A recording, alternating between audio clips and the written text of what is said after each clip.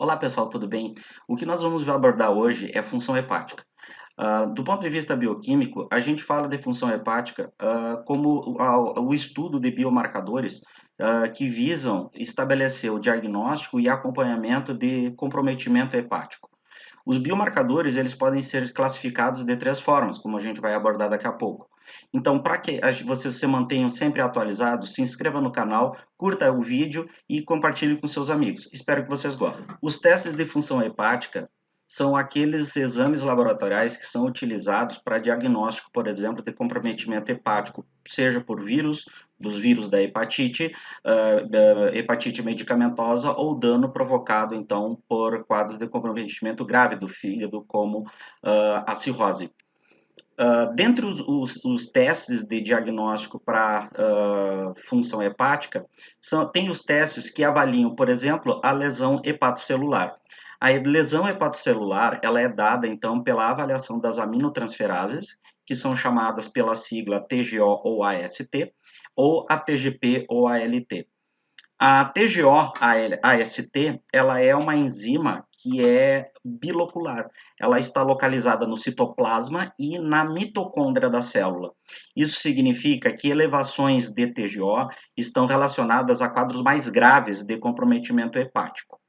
Por outro lado, a TGP, ela é citoplasmática. Então, ela vai estar presente em lesões mais leves, mas, no entanto, mais extensas. Então, é por isso que a TGP, além de ser um marcador específico para a função hepática, ela avalia a extensão do dano. Então, é por essa razão que, normalmente, quando uma pessoa tem um quadro de hepatite, os níveis de TGO e TGP se elevam, mas com predomínio de TGP. Por outro lado, se a gente pega um quadro de cirrose hepática, pelo fato da TGO ser também uma enzima de organela, na cirrose, por apresentar quadros mais graves de substituição do parênquima hepático por tecido conjuntivo, as elevações de TGO e TGP elas ocorrem simultaneamente, mas com predomínio de TGO, porque ela é indicadora então de dano mais grave, enquanto que a TGP ela é mais específica e é mais de extensão do dano. A lactato desidrogenase ela é uma enzima que está implicada no processo de conversão de piruvato em lactato na rota glicolítica. Baseado nisso, dá para se afirmar então que praticamente todas as células do nosso corpo contêm esta enzima. Então é por isso que uma das limitações do uso da lactato desidrogenase é o fato dela ser pouco específica. No entanto, quando avaliada junto de um contexto clínico de dados e informações da evolução clínica do paciente, pode se tornar uma ferramenta bastante valiosa. São exames para avaliação do fluxo biliar e lesões de vias biliares.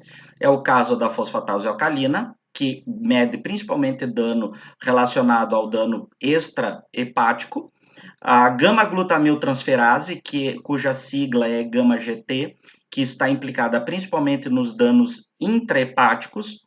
A gama-GT, além de ser uma enzima implicada no diagnóstico de dano intrahepático, ela é uma enzima mitocondrial, aonde se localiza, por exemplo, uma das isoformas do complexo do citocromo P450. Uma das principais vias de metabolização de xenobióticos, de medicamentos e de álcool. É por essa razão que nas hepatites medicamentosas e no uso abusivo de álcool, ocorre uma elevação da gama-GT. Um exemplo clássico de dano hepático provocado pela hiperativação, então, da gama-GT do sistema citocromo P450 é o consumo, então, da isotretinoína. A bilirrubina é o terceiro teste de avaliação de fluxo biliar, uma vez que ela é o produto da degradação da hemoglobina. Como a sua metabolização inicia no baço, passando pelo fígado, depois pelo intestino e excreção urinária, o metabolismo de bilirrubinas ele também pode ser classificado, então, pelo fato dela ser um pigmento, como uma condição clínica chamada de icterícia. E dada a extensão da metabolização, A icterícia, então, ela pode ser classificada como sendo pré-hepática, quando acontece antes do fígado, geralmente relacionada a quadros de hemólise. Os distúrbios hepáticos, geralmente relacionados a quadros de hepatite, e os quadros, por exemplo, chamados de icterícia pós-hepática, ou também chamada de obstrutiva ou de colestase, geralmente provocada, então, por quadros de obstrução biliar. Testes de avaliação da síntese hepática ocorrem através da determinação dos fatores de coagulação e de protrombina, através do teste de protrombina. Deve-se fazer uma análise bastante cuidadosa com relação ao coagulograma, pelo fato de que a parte dos fatores de coagulação são dependentes de vitamina K. E pelo fato de o serem, quando ocorre um comprometimento hepático, pode comprometer também a síntese de bile. E a bile, ela está implicada na emulsificação e absorção de gorduras. Por ser lipossolúvel, a vitamina K pode não ser absorvida nessas situações. Então, daí, nesses casos, um aumento do tempo de protrombina pode estar relacionado não necessariamente a um problema hepático, mas pelo fato de haver uma deficiência de vitamina K bastante comum nos quadros de cirrose hepática. Uma vez suplementado com vitamina K, e mesmo assim o tempo de protrombina estiver elevado, ou também os fatores de coagulação diminuídos, aí sim pode ser uma condição que pode caracterizar uma hipofunção hepática. A albumina, ela também é um biomarcador de função hepática, uma vez que ela é quase que exclusivamente sintetizada no fígado. Pelo fato dela estar implicada também no controle da pressão coloidosmótica, que é a viscosidade do sangue, no quadro de hipoalbuminemia, que é a diminuição do conteúdo de albumina, pode desencadear um problema de filtração entre a célula e o interstício. E com isso, então, o acúmulo de líquido que a gente chama de transudato.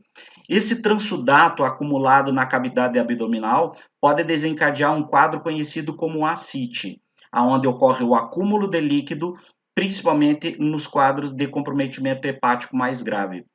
A albumina, a hipoalbuminemia, ela deve ser feito o diagnóstico diferencial quando na diminuição da ingesta de aminoácidos e proteínas, que é o caso, por exemplo, da desnutrição e da anorexia. Uma outra condição que pode acontecer também é nos quadros de hipercatabolismo proteico, como é o que acontece, por exemplo, nos quadros de câncer, que desencadeiam, então, junto com a desnutrição e a anorexia, uma condição clínica chamada de caquexia. Quando não tiver nenhuma condição subjacente a essas condições, aí sim pode se caracterizar, então, uma hipofunção hepática. Os exames laboratoriais, eles são adjuvantes no diagnóstico clínico e eles devem ser analisados à luz de um contexto clínico e através de sinais clínicos apresentados pelo paciente. Espero que vocês tenham gostado desse vídeo sobre função hepática e, querendo receber maiores notificações de novos vídeos, se inscreva no canal, curta e compartilhe. Um abraço, tchau, tchau.